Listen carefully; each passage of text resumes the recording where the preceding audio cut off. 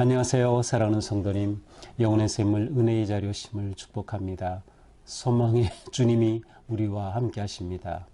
우리와 함께 하시는 주님을 찬양합니다. 기도합시다. 주님, 감사합니다. 오늘도 주님의 은혜로 이렇게 말씀을 기대하며 주님 앞에 옵니다. 성령님, 오늘도 우리의 마음을 열어주시고 말씀을 깨닫고 그 말씀 안에서 우리 나아갈 진정한 생명의 길을 찾아갈 수 있도록 우리를 오늘도 인도하여 주시옵소서. 오직 말씀만이 우리를 새롭게 하며 말씀만이 우리를 진리 위에 세우심을 믿습니다. 진정으로 감사하고 순종하는 마음으로 주님 주시는 말씀 받게 하여 주시옵소서. 예수님 이름으로 기도합니다. 아멘. 오늘 말씀 시편 105편 24절에서 45절입니다. 여호와께서 자기의 백성을 크게 번성하게 하사 그의 대적들보다 강하게 하셨으며 또 그 대적들의 마음이 변하게 하여 그의 백성을 미워하게 하시며 그의 종들에게 교활하게 행하게 하셨도다. 그리하여 그는 그의 종 모세와 그의 택하신 아론을 보내시니 그들이 그들의 백성 중에서 여호와의 표적을 보이고 함의 땅에서 징조들을 행하였도다. 여호와께서 감을 보내사 그곳을 어둡게 하셨으나 그들은 그의 말씀을 지키지 아니하였도다. 그들의 물도 변하여 피가 되게 하사 그들의 물고기를 죽이셨도다. 그 땅에 개구리가 많아져서 왕의 궁실에도 있었도다. 여호와께서 말씀하신 즉 파리떼가 오며 그들의 온 영토에 이가 생겼도다. 비 대신 우박을 내리시며 그들의 땅에 화염을 내리셨도다. 그들의 포도나무와 무화과나무를 치시며 그들의 지경에 있는 나무를 찍으셨도다. 여호와께서 말씀하신 즉 황충과 수많은 메뚜기가 몰려와 그들의 땅에 있는 모든 채소를 먹으며 그들의 밭에 있는 열매를 먹었도다. 또 여호와께서 그들의 기력의 시작인 그 땅의 모든 장자를 치셨도다. 마침내 그들을 인도하여 은금을 가지고 나오게 하시니 그의 지파 중에 비틀거리는 자가 하나도 없었도다. 그들이 떠날 때에 애굽이 기뻐하였으니 그들이 그들을 두려워함이로다. 여호와께서 낮에는 구름을 펴사 덮개를 삼으시고 밤에는 불로 밝히셨으며 그들이 구한즉 메추라기를 가져오시고 또 하늘의 양식으로 그들을 만족하게 하셨도다. 반석을 여신즉 물이 흘러나와 마른 땅에 강같이 흘렀으니 이는 그의 거룩한 말씀과 그의 종 아브라함을 기억하셨음이로다. 그의 백성이 즐겁게 나오게 하시며 그의 택한 자는 노래하며 나오게 하시고 여러 나라의 땅을 그들에게 주시며 민족들이 수고한 것을 소유로 가지게 하셨으니 이는 그들이 그의 율례를 지키고 그의 율법을 따르게 하려 하심이로다. 할렐루야. 아멘. 자, 시편 105편의 이제 후반부입니다. 이스라엘의 역사를 쭉 족장 시대부터 이제 시작한 이 시편은 오늘의 후반부에서는 완전히 이스라엘의 출애굽, 애굽에서의 탈출과 광야 그리고 가나안에 들어가는 그 과정을 역사적 서사시로서 이렇게 우리에게 보여주고 있습니다. 자, 오늘의 이 본문을 볼 때에 이 시편이 언제 기록됐을까를 생각하면 이 시편을 보는 그러한 어떤 관점이 생길 수 있습니다. 아마도 44절에 보면 여러 나라의 땅을 그들에게 주시며 민족들이 수고한 것을 소유로 가지게 하셨으니, 자, 하나님이 약속하신 대로 가나안 땅에서 그곳에는 이미 다른 부족들이 있었지만 그 땅을 하나님이 주셔서 점령하고 그들이 그 땅을 소유하며 각 지파에게 분배하게 되죠. 그래서 여기서 가지게 하셨다는 것은 이미 완료 형태로 하실 것이다가 아니고 이미 그렇게 하여 주셨다. 이렇게 본다고 하면 이미 땅을 다 분배받은 후에 있었던, 그러면 그때 과연 오늘과 같은 이런 본문을 다시금 되새기어야 할 그러한 어떤 상황이 있었던 겁니다. 아마도 그 상황은 우리가 쉽게 짐작할 수 있는 것처럼 이스라엘이 바빌론에 멸망한 포로로 잡혀간 때, 바로 그 포로기 이후가 아닐까 싶어요.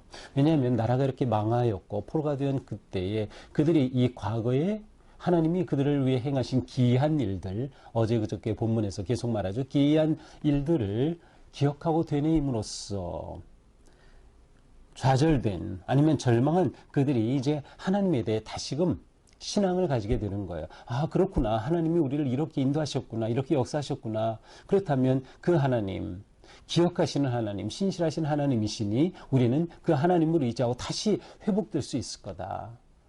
하나님의 그 약속을 우리는 다시 붙잡을 수 있을 거다라고 하는 그러한 희망을, 소망을, 민족적인 그러한 기대를 고취시키는 거죠. 그래서 회복의 열망을 갖게 하는 것이에요. 하나님에 대한 신앙을 회복하게 하는 것이죠. 이러한 목적으로 이제 오늘 이 시편 105편이 기록된 것이다. 이런 생각을 하게 됩니다. 그래서 이러한 마음을 가지고 이제 오늘 본문을 쭉 보면 그냥 역사적으로 있었던 어떤 사실의 기술이 끝나는 것이 아니라 이것을 회고함으로, 기억함으로 그들이 바로 이러한 회복과 또 신앙을 고취하려고 했던 것이구나라는 것을 생각할 수 있습니다. 자, 하나님께서는 백성을 번성하게 하사 24절 읽을 것은 이제 23절은 애굽으로 들어간 것까지 나오죠. 그래서 야곱의 자손들이 애굽으로 들어갔어요. 그래서 그 땅에 나그네가 되었습니다. 그런데 24절에서는 그 백성들을 그곳에서 크게 번성케 하셨어요. 약 400년의 기간 동안 불과 70여 명이 들어간 그 사람들이 60만이 넘는, 장정만 60만이 넘는 큰 인구를 이루게 된 것이에요. 자, 이렇게 함으로 대적들보다 그들이 아주 강하게 된 겁니다.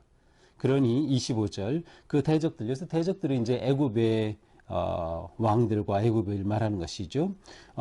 그들이 바로 이 이스라엘 백성들을 미워하게 되는 것입니다. 위협을 느끼게 되는 거죠. 그래서 이들을 억압하는 것이죠. 그래서 이들을 노예로 삼고 어떤 사회적인 그러한 주도권을 쥐지 못하게 하고 심지어는 이제 아이를 낳으면 그 아이를 죽게까지 법을 만들어서 이스라엘 백성들의 어떤 번성을 막으려고 하였던 것이죠. 그래서 이렇게 그 백성, 하나님의 백성들을 그들이 미워하였던 것이에요. 그러나 하나님께서는 때가 되매 그들을 그대로 내버려 두지 않으시고 모세를 택하셔서, 그래서 오늘 말씀에서는 모세와 아론을 택하셔서 이제 그들을 애굽에서 건져내시는 거죠. 출애굽이죠. 그런데 이 출애굽의 과정에서 하나님께서는 그들에게 놀라운 표적을 보이시고 징조들을 보이셨어요. 27절처럼. 그것이 무엇이죠? 그렇습니다. 10가지 재앙입니다. 그리고 이어지는 홍해를 건너는 사건. 그래서 이제 28절 이하에서는 그 재앙들이 쭉 순서대로 나오고 있어요. 흑암의 재앙, 피가, 물이 피로 변하는 재앙, 개구리가 일어난 그런 개구리 재앙, 또 31절에 보니까 파리 때 이가 생긴 그러한 재앙, 32절 우박의 재앙, 이 우박으로 인해서 땅에 남아있는 모든 그러한 그 소산물들이 다 피해를 입게 되죠. 그 다음에 34절처럼 메뚜기 떼로 인한 재앙, 그래서 메뚜기 떼가 와서 아주 남은 것까지 싹 갉아먹어 버리게 된 거죠. 그 다음 마지막 재앙이 뭐였어요?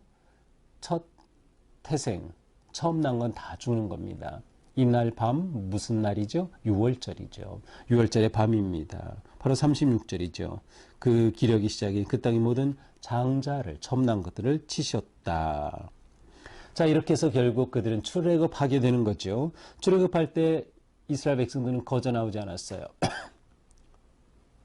애굽 사람들이 가지고 있던 금과 은, 뱀을 다 그들이 가지고 나오게 된 것이에요. 근데 여기 비틀거리는 자가 하나도 없다. 이것은 그들이 아주 당당하게 출애굽을 하고 있는 모습을 보여줍니다. 이렇게 떠날 때 애굽조차 기뻐했어요. 왜냐하면 그들이 극심한 재앙 끝에 결국 바로가 이스라엘을 내보냈기 때문이죠. 그들이 광야로 들어와서는 하나님께서 그들을 어떻게 보호하셔요? 구름 기둥과 불 기둥으로. 39절에 보니까 낮에는 구름을 펴시고 밤에는 불로 밝혀주신다. 그래서 추위와 또 더위로부터 막으시고 보호해 주시며 인도하시는 광야 시대를 말하고 있어요. 또 그들은 그곳에서 만나를 먹었고 메추라기도 먹었죠. 그래서 40절은 메추라기를 언급하고 있어요. 메추라기를 가지고 오셔서 양식을 주시고 만족하게 하셨다. 또 41절에 보니까 반석을 여셨다. 그들이 물이 없을 때 모세가 반석을 통하여 사실은 명령만 하면 됐는데 두 번이나 내리치면서 이제 하나님께서 그것을 불경건하게 보셨죠. 그래서 모세가 가나안 땅에 들어가지 못하게 되는데 어쨌든 이처럼 반석을 통해 물도 먹여 주신 하나님. 자, 이렇게 하나님께서 그들을 건져내신 이유는 뭐예요? 42절. 그의 거룩한 말씀과 그 종 아브라함을 기억하셨습니다. 아니, 출애굽한 것인데 여기서 왜 아브라함을 기억하셨다고 할까요? 기억나시나요? 창세기에 가서 보면 아브라함에게 이미 출애굽에 관한 말씀을 해 주셨어요.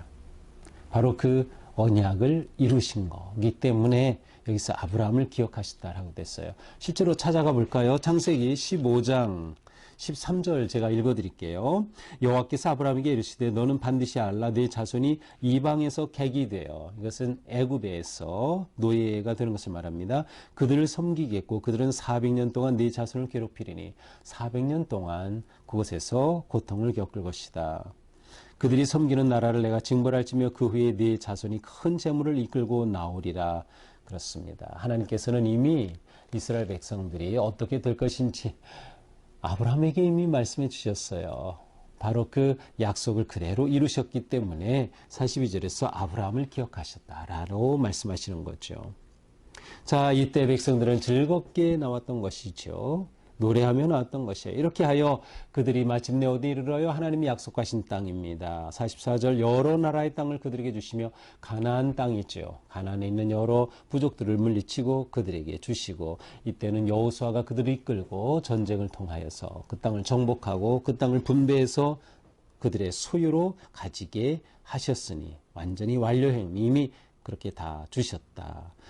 이렇게 하신 이유 45절 이는 그들이 그의 율례를 지키고 율법을 따르게 하려 하심이라. 자, 하나님의 백성으로 삼으셨기 때문에 하나님 백성으로 사는 법이 율법이에요. 하나님의 백성이 되는 길이 바로 율법에 있어요. 그래서 그 율법을 따르고 율례를 지키고, 율례는 어떤 구체적인 임무, 의무, 규정을 말해요. 그러니까 율례하면 율법보다는 좀 안에 있는 그러한 개념이라고 볼 수 있겠죠. 그래서 바로 이렇게 하나님의 백성 되도록 하신 거예요. 나는 너의 하나님이 되겠다 하신 그 하나님의 말씀대로 그들을 그렇게 삼으시려고 율법을 지키는. 그러니까 이 율법이 얼마나 중요한지 몰라요. 하나님의 나라, 하나님의 백성이 됨에 있어서 율법은 너무도 중요합니다. 그러니까 우리가 말씀을 묵상하고 공부하고 연구하고 설교를 듣고 하는 게 너무나도 중요해요. 왜? 여기에 하나님의 자녀가 되는 길, 하나님께서 우리에게 원하시는 하나님의 뜻과 마음이 그대로 있기 때문에 말씀을 통하지 않고서는 우리는 하나님을 알 길이 없는 거예요. 말씀을 통하지 않고서는 하나님의 마음을 알 길이 없어요. 우리가 하나님의 마음을 모르고 하나님의 뜻을 모르고 어떻게 하나님께 합당한 그러한 자녀가 될 수 있겠어요? 어떻게 순종할 수 있겠어요? 그래서 우리에게 하나님의 법을 주신 거죠. 이스라엘도 마찬가지 하나님이 그들을 그렇게 구하여 내셔서 그들로 하여금 율법을 지키게 하시려고 율법을 따르게 하려 하심이로다. 특이하게 오늘 본문 맨 끝에는 할렐루야라고 또 언급되어 있어요. 이 놀라우신 하나님의 기이한 일을 행하심을 기억하고 이렇게 약속해 주신 그 은혜 생각하며 감사하며 주님 찬양합니다. 할렐루야로 이렇게 마치고 있습니다. 자, 오늘 말씀을 보면 이건 전적으로 하나님의 은혜와 사랑이 어떤 것인지를 그대로 보여줍니다. 특별히 출애굽과 광야와 가나안 정착에 이르기까지 이 과정을 통해서 하나님이 보여주신 그 사랑과 은혜죠. 근데 중요한 것은 이 은혜를 기억하는 것입니다. 이 은혜를 기억하라. 어쩌면 지금 이스라엘 백성들은 포로 가운데 있는지 모르겠어요. 포로기 이후에 절망한 상태에 있는 그들에게 다시금 기억하도록 하는 것이에요. 기억하라. 기억이 생명의 길입니다. 기억이 회복의 길입니다. 기억하지 못하면 망합니다. 기억이 너무나도 중요합니다. 그러니까 망각하면 망하는 거예요. 기억하면 사는 겁니다. 기억함이 너무도 중요한 거예요. 무엇을 기억합니까? 하나님의 그 은혜와 그 사랑을 기억하죠. 또 하나님이 주신 그 언약, 약속의 말씀을 기억하죠. 이것을 기억할 수 있을 때 우리는 회복하고 일어설 수 있는 것이에요. 우리가 예배할 때 예배의 가장 중요한 핵심이 뭘까요? 기억입니다. 왜 설교를 하죠? 기억하기 위해서. 무엇을 기억해요? 십자가의 복음을 기억하기 위해서. 왜 성찬을 하죠? 주님의 그 은혜를 기억하기 위해서. 나를 기억하여 이를 행하라. 기억이 우리의 신앙생활 너무 중요한 것이에요. 예배를 통해, 말씀을 통해, 묵상을 통해 주시는 말씀을 우리 가슴에 잘 새겨야 돼요. 기억하면 순종으로 이어질 수 있는 것이죠. 또한 우리는 언약의 말씀을 꼭 잡아야 한다. 이스라엘 백성들이 이렇게 과거의 역사를 되새기면서 하나님이 행하신 기이한 일들을 되새긴 것은 하나님이 그들에게 율법을 주신 것을 지키게 하려 하심임을 찾기 위해서예요. 그러니 우리는 하나님의 말씀, 언약을 기억해야 합니다. 되새겨야 합니다. 은혜 받은 것을 끝내지 말고 우리의 삶에 구체적으로 실천해야 하는 것이죠. 따라서 율법을 따르고 순종하는 그것이 진정으로 우리가 해야 할 일인 겁니다. 오직 율법을 따르고 순종할 때 우리의 삶이 회복이 되고 교회가 회복이 되고 우리에게 진정한 소망과 기쁨이 회복되는 것이죠. 오늘 우리의 삶이 주님의 은혜를 기억할 수 있는 하루가 될 수 있기를 바랍니다. 기억하면 우리는 감사하게 되겠죠. 감사하면 예배하고 기도하며 찬양하겠죠. 그렇게 우리는 기쁨의 하루하루를 살아가는 것입니다. 오늘도 주님의 은혜로 우리가 누구인지 또 하나님께서 주신 은혜와 그 사랑과 약속을 기억하면서 거룩한 하나님의 자녀로 세워지는 복된 하루가 되기를 축복합니다. 기도합시다. 주님 감사합니다. 오늘 말씀이 우리에게 생명의 말씀임을 믿습니다. 구원의 말씀임을 믿습니다. 오늘 말씀으로 우리가 다시금 세워지며 진정으로 하나님의 그 은혜와 그 구속의 역사를 기억하고 감사하는 또한 순종하는 우리가 되게 하여 주시옵소서. 예수님 이름으로 기도합니다. 아멘. 네, 오늘도 주님의 은혜를 기억하면서 감사하며 기쁨이 가득한 하루가 되기를 축복합니다. 사랑합니다.